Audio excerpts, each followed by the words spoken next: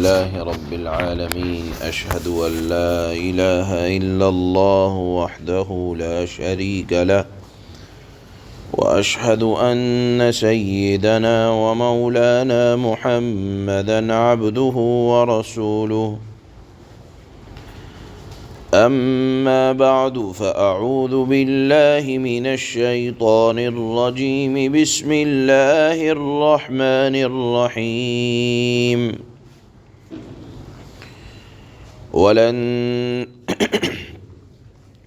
ولن ترضى عنك اليهود ولا النصارى حتى تتبع ملتهم قل إن هدى الله هو الهدى ولئن اتبعت أهواءهم بعد الذي جاءك من العلم ما لك من الله من ولي ولا نصير الذين آتيناهم الكتاب يتلونه حق تلاوته أولئك يؤمنون به ومن يكفر به فأولئك هم الخاسرون صدق الله مولانا العلي العظيم۔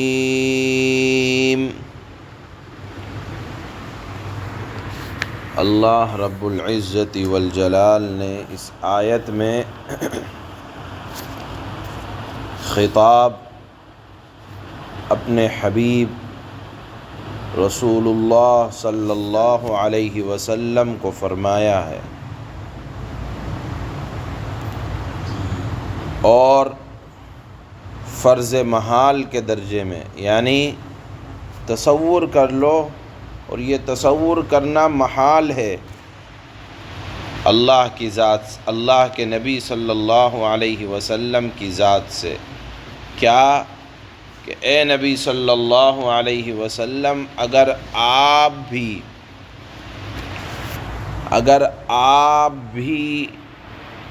یہود و نصارہ کے طریقے کی اتباع کر لیں، جبکہ آپ کے پاس اللہ نے علم دے دیا ہے،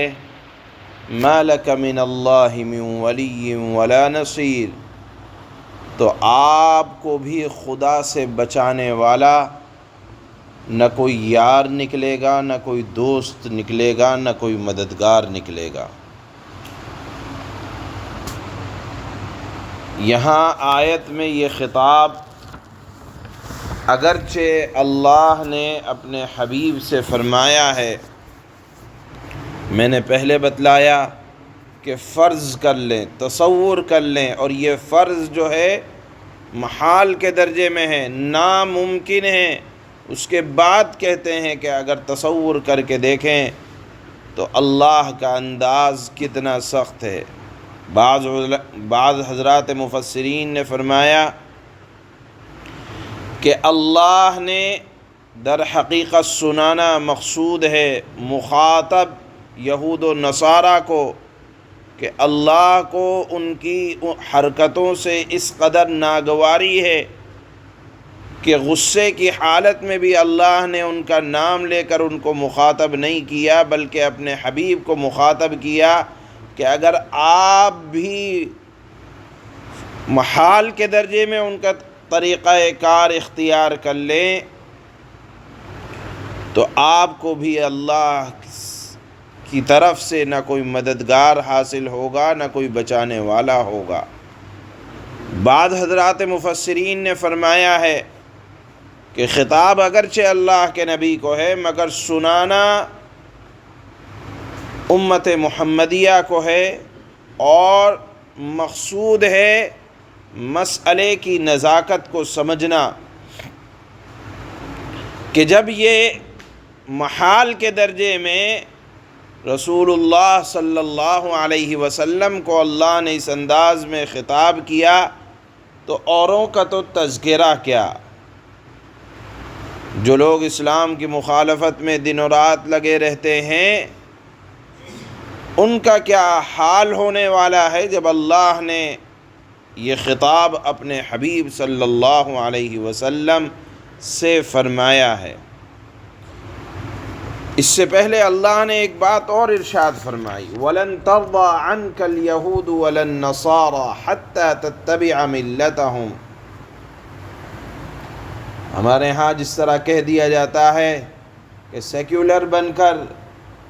کوئی بات یہود و نصارہ کی قبول کر لو، پورا مذہب قبول نہ کرو لیکن ان کی یہ بات تسلیم کر لو، یہ بات تسلیم کر لو۔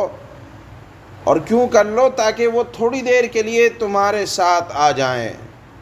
تمہاری مدد ان کو تھوڑی دیر کے لیے مل جائے۔ اللہ نے فرمایا وَلَن تَرْضَىٰ عَنْكَ الْيَهُودُ وَلَا النَّصَارَىٰ حَتَّىٰ تَتَّبِعَ مِلَّتَهُمْ۔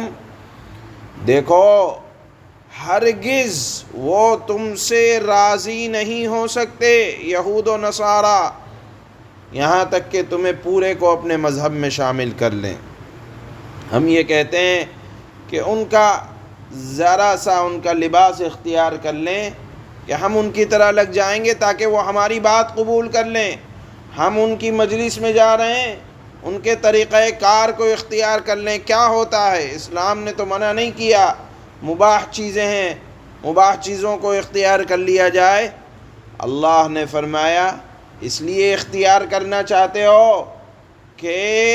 تم ان کی ہمدردی حاصل کر لو۔ دیکھو ان کی خواہش یہ ہے کہ تمہیں تمہارا مذہب چھوڑ کر تمہیں اپنے مذہب کے اندر شامل کر لیں۔ تم یہ مت سمجھنا کہ ہم نے ان کی روش، ان کا طریقہ، ان کا انداز اختیار کر لیا تو وہ ہم سے محبت کرنے لگیں گے، کہنے لگے وہ راضی نہیں ہو سکتے، وہ خوش نہیں ہو سکتے۔ ان کی خوشی تو بس اسی چیز میں ہے کہ تم بھی ان کے مذہب میں شامل ہو جاؤ۔ اللہ نے فرمایا قُلْ إِنَّ هُدَى اللَّهِ هُوَ الْهُدَىٰ۔ اے نبی آپ اعلان کر دیں کہ حقیقت میں تو ہدایت کا وہی راستہ ہے جس کو اللہ نے بتایا ہے۔ کیا کہ جب تک ان کے انبیاء تھے تب تک وہ دین برحق تھے، اور ان کے بعد یکے بعد دیگرے، ایک کے بعد دوسرا، وہ تمام ادیان اور ان ادیان میں پائے جانے والے احکامات تمام کے تمام ختم ہو گئے۔ اللہ نے فرمایا اس کے بعد کہ اے نبی اگر آپ بھی، عام لوگوں کا تو کہنا کیا،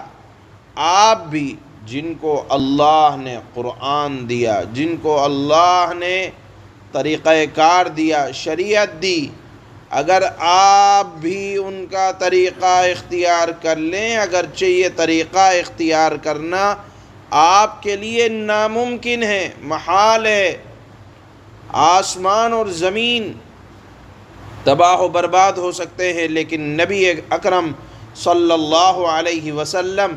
1 انچ برابر بھی اپنے دین سے، اپنے مذہب سے پیچھے نہیں ہٹ سکتے تھے۔ لیکن اس کے باوجود اللہ نے خطاب کر کے کہا کہ اگر آپ بھی ان کے طور طریقے اس لیے اختیار کر لیں کہ وہ خوش ہو جائیں گے، تو اللہ کا انداز دیکھیں، ما لک من اللہ، ما لک من اللہ، اے نبی آپ کو بھی اللہ کی طرف سے کوئی دوست، کوئی ہمدرد ملنے والا نہیں ہے۔ یہاں آیت سے ایک اصول پتہ چلا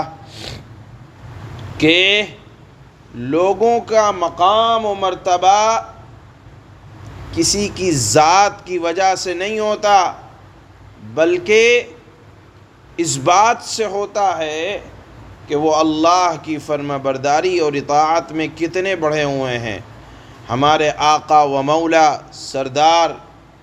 جناب رسول اللہ صلی اللہ علیہ وسلم کائنات کی افضل ترین شخصیت اسی وجہ سے ہیں کہ وہ اللہ کی اطاعت و فرما برداری میں سب سے بڑھے ہوئے ہیں۔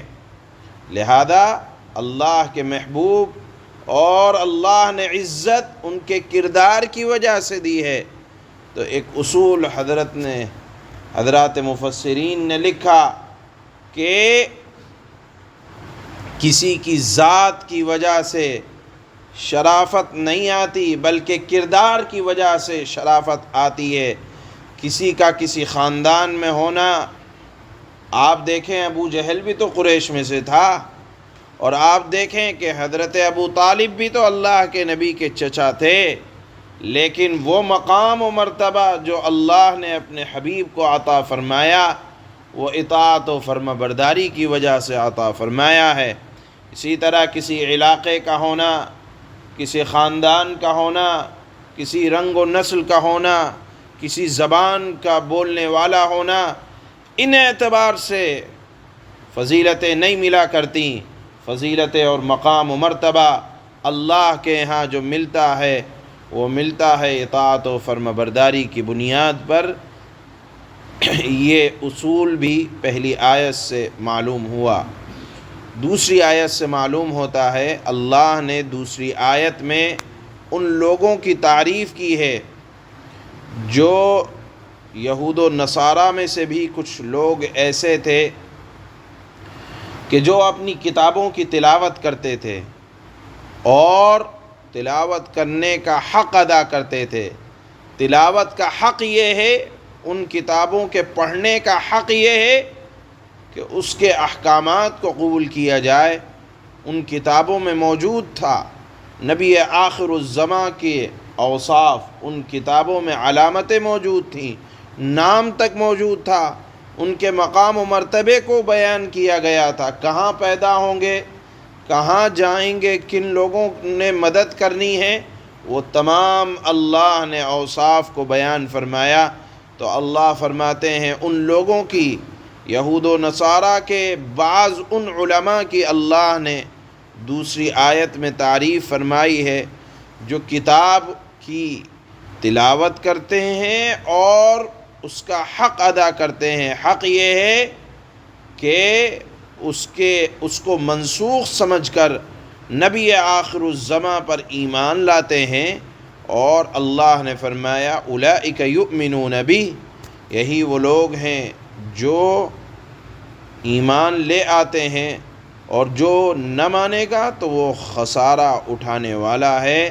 خسارے کا سودا کرنے والا ہے۔ یہ دوسری آیت میں اللہ نے ان حضرات کی تعریف کی جنہوں نے ایمان کو یہود و نصارہ کے علماء میں سے قبول کیا۔ اللہ فرماتے ہیں وَلَن تَرْضَىٰ عَنكَ الْيَهُودُ وَلَا النَّصَارَىٰ حَتَّىٰ تَتَّبِعَ مِلَّتَهُمْ قُلْ إِنَّ هُدَى اللَّهِ هُوَ الْهُدَىٰ وَلَئِنِ اتَّبَعْتَ أَهْوَاءَهُمْ بَعْدَ الَّذِي جَاءَكَ مِنَ الْعِلْمِ وَلَئِنِ اتَّبَعْتَ أَهْوَاءَهُمْ بَعْدَ الَّذِي جَاءَكَ مِنَ الْعِلْمِ مَا لَكَ مِنَ اللَّهِ مِنْ وَلِيٍّ وَلَا نَصِيرٍ۔ اور یہود و نصارہ تم سے اس وقت تک ہرگز راضی نہ ہوں گے جب تک تم ان کے مذہب کی پیروی نہ کرنے لگو۔ ہم سمجھتے ہیں کہ ان کا طریقہ کار، ان کے کھانے کا انداز، ان کے پینے کا انداز، ان کے چلنے کا انداز، ان کے اٹھنے بیٹھنے کا انداز، بات کرنے کا انداز اس لیے اختیار کر لیں کہ وہ خوش ہو جائیں گے۔